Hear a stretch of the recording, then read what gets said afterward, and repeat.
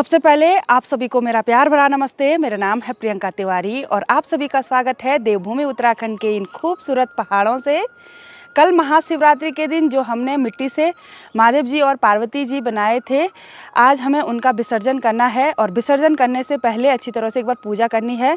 आप सोच रहे होंगे कि विसर्जन करने के लिए ये कहाँ ले जाएंगे, तो आपको बताते हैं, एक बार पूजा कर लेते हैं। और विसर्जन करने को हमारी गढ़वाली भाषा में शलोण बोलते हैं।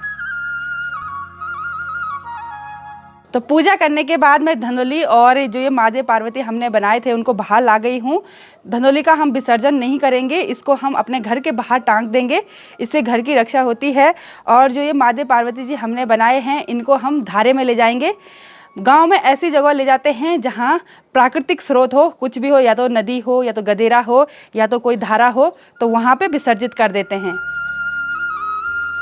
हम धारे में आ गए हैं और यहाँ पे ऑलरेडी पूजा हो रखी है, वो आंचल लोगों ने की होगी। और जो ये महादेव पार्वती हमने मिट्टी से बनाए हैं ना, उसको हम यहाँ ऊपर विसर्जित कर लेंगे जहाँ से पानी का स्रोत है।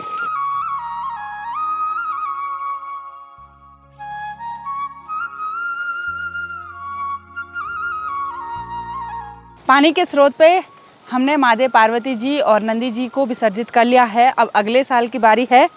और हम छोटे में ना बहुत ज़्यादा एक्साइटेड होते थे ये सब करने के लिए, क्योंकि यहाँ पे ये जितना भी सामान ला रखा ना हमने, ये हमको खाना पड़ेगा। कुछ हमने वहाँ पे चढ़ा दिया और ये एक भी घर नहीं ले जाना पड़ेगा। तो हम छोटे में ऐसे होते थे कि फुल भर के लाते थे और आराम से 1 घंटा लगा देते थे यहाँ धारे में खाने पे। जब आप उत्तराखंड में आएंगे तो आपको बहुत सारे प्रकार के रीति रिवाज देखने को मिलेंगे। हर कोई त्यौहार, हर कोई फंक्शन लोग अपने अपने हिसाब से मनाते हैं। जैसे हमारे मायके साइड शिवरात्रि इस प्रकार से मनाते हैं, जबकि ससुराल साइड इस प्रकार से नहीं बनाते हैं। वहाँ लोग मिट्टी के महादेव जी और पार्वती जी नहीं बनाते हैं। जब हम छोटे थे ना तो हम इसको भी फिक्स बांटते थे, किसी को भी एक चीज़ ज़्यादा खाने नहीं देते थे। और आज देखो, मैंने 2 बेर खाए और आलोक ने ना इतने सारे खा दिए, केले खा दिए दोनों, और बेर पूरे चट कर दिए। तो आप सोच रहे होंगे कि ये तेड़ू क्या होता है। ये एक जंगली कंदमूल होता है। इसको लोग आजकल घरों में भी उगाते हैं, अपने सगड़ों में भी उगाते हैं। और इसकी एक बेल होती है, तो उस बेल की जड़ है ये। और खाने में ये बिल्कुल फीका होता है, जैसे आलू की तरह। ब्रेकफास्ट करने के बाद अब कुछ काम कर लेते हैं। पापा तो स्कूल चले गए हैं और भाई भी गिरिया वाले नए मकान में चला गया है। घर में बचे मैं, मेरे हस्बैंड और मम्मी।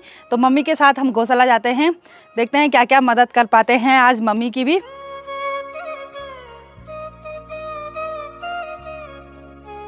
हम गौशाला जा रहे हैं, तो गौशाला जाने के लिए हम धारे से गाय भैंसों के लिए पानी ले जाएंगे। मैं इस गैलन पे ले जा रही हूँ।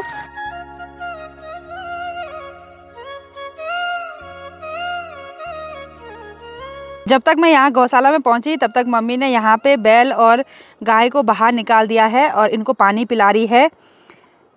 गाय ना पूरा मुँह उस पानी में डुबो रही है, कुछ ढूंढ रही है अंदर, जो भी चावल वगैरह और मटर के छिलके वगैरह होंगे उसको ढूंढ रही है एक बार पानी में, और फिर पानी पी रही। तो चाची भी आ रखी है अपनी गौशाला गाय को बाहर निकालने के लिए। और यहाँ पे एक छोटा बच्चा है, ये बछली है। ये देखो कितना सुंदर कलर है इसका, ये घास खा रही। तो सबको घास दे रखा है, इस छोटे बच्चे को भी घास दे रखा है। ये रिंगाल का घास है और इसको भी वहाँ दे रखा है, पर ये ना इस छोटे वाले बच्चे से उस घास को छीन रहा है। देखो, तो जो भी छोटे बच्चे होते हैं ना, चाहे भैंस का हो, बछड़े का हो, किसी भी बकरी का हो, उनको प्यार करने का बहुत मन करता है।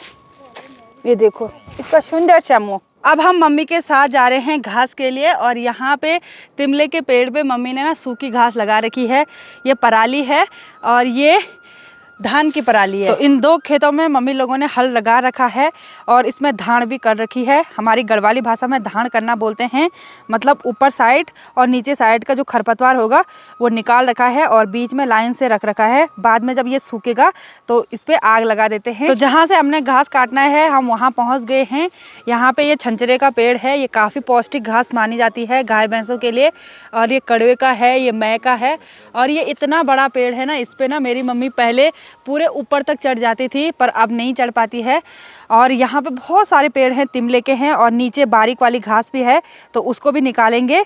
एक बार हम यहाँ नीचे आग बुझाने के लिए आए थे। ये हमारा पूरा दौड़ है, मतलब यहाँ पूरी नीचे घास ही घास होती है। तो मम्मी वहाँ पे बारीक वाला घास काट रही है, जो नीचे ज़मीन से ही कटता है। और मैं यहाँ पे ना इस वाले तिमले के पेड़ पे जाने की तैयारी कर रही हूँ। तो पेड़ पे चढ़ना है तो एक बार रस्सी बांधनी पड़ेगी कमर पे, क्योंकि जैसे ऊपर चढ़ते हैं तो थमाली को यहाँ अटकाते हैं। इस टाइम बहुत हंसी वाली बात होगी, मैं ऊपर चढ़ी रही थी और मम्मी हंसा रही, बोल रही अरे कैसे चढ़ेगी कैसे चढ़ेगी। हंस हंस के ना तो जोर कम लगता है ऊपर के लिए। तो इसको काटेंगे अब।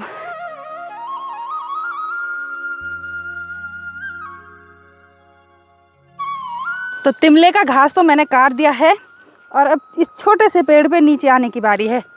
और मुझे ना पेड़ पे चढ़ना आसान लगता है, पर नीचे उतरना मुश्किल हो जाता है। ये घास मैंने इकट्ठा कर ली है, और ये एक पूली घास की हुई, इसको ऊपर खेत में ले जाएंगे एक बार, और फिर और घास काटेंगे। हमने यहाँ से घास निकाल दिया है और मम्मी ने भारी भी लगा दी है। मैं आपको एक पेड़ दिखाती हूँ। यहाँ पे ये हरा भरा पेड़ है, ये तेज पत्ते का पेड़ है। तेज पत्ता को हमारी गढ़वाली भाषा में खिकड़ू बोलते हैं। और जब हम छोटे में यहाँ पे गाय बैलों के साथ उनको चराने के लिए आते थे, तो इसी पेड़ पे बैठे रहते थे और इस पेड़ से खिकड़ू तोड़ते थे और इसको खाते रहते थे। गाँव में ना खिकड़ू को कोई पूछता ही नहीं है, और बाहर हम बाज़ार से ख़रीदते हैं। यहाँ पे एक छोटी सी झाड़ी और है, इस पे तेज तेज कांटे लगे हुए हैं, और इसको हमारी गढ़वाली भाषा में टिमरू बोलते हैं। तो मैंने उस टिमरू की छोटी सी झाड़ी से एक छोटी सी डंडी निकाल दी है, इससे कांटे साफ कर दिए हैं। और पहले के ज़माने में ना जो हमारे बुजुर्ग हैं वो इससे दातून करते थे। उस टाइम तो ब्रश कोलगेट ये सब चीज़ें नहीं होता था, तो इससे करते थे। और इस पर ना जैसे डाबर रेड पेस्ट पे आती है ना वो तीखी मिर्ची जैसा, वैसे ही टेस्ट होता है। इससे पायरिया नहीं होता है। तो जिसको भी जैसे पायरिया की जो भी बीमारी होती है, दांतों में मसूड़ों में खुजली वगैरह, तो गांव में अभी भी इस दातून का यूज़ करते हैं। तो काफ़ी लाभदायक होता है ये। मुझे नहीं पता कि इसको हिंदी में क्या बोलते हैं।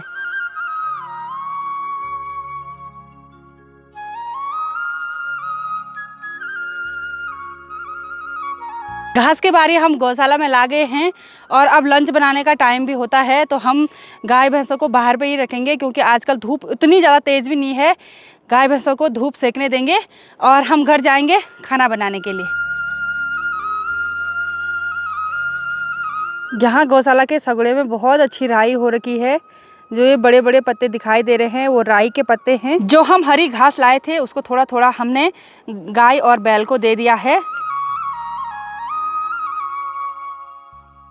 धारे वाले सगड़े पे 2 राई के खेत हैं। यहाँ पे एक चाची लोगों का है और एक मम्मी का है। तो यहाँ से लंच के लिए राई निकाल देंगे, राई की सब्जी बनाएंगे लंच में। चाची ये बारीक खाद बना हुआ गोबर यहाँ पे लाई सगड़े पे, और सगड़े में ऐसा ही गोबर डाला जाता है।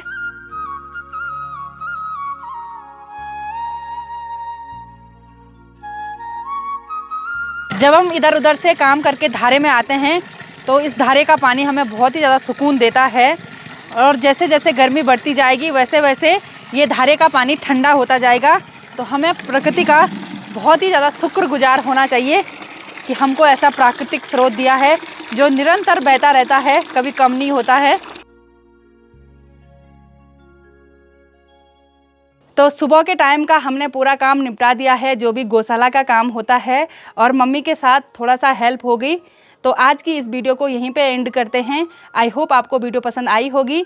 वीडियो पसंद आई उसको लाइक कीजिए, कमेंट कीजिए और अपने दोस्तों के साथ शेयर कीजिए। मैं प्रियंका योगी तिवारी मिलती हूँ आपको अपनी अगली नई वीडियो में। तब तक के लिए जय देवभूमि उत्तराखंड।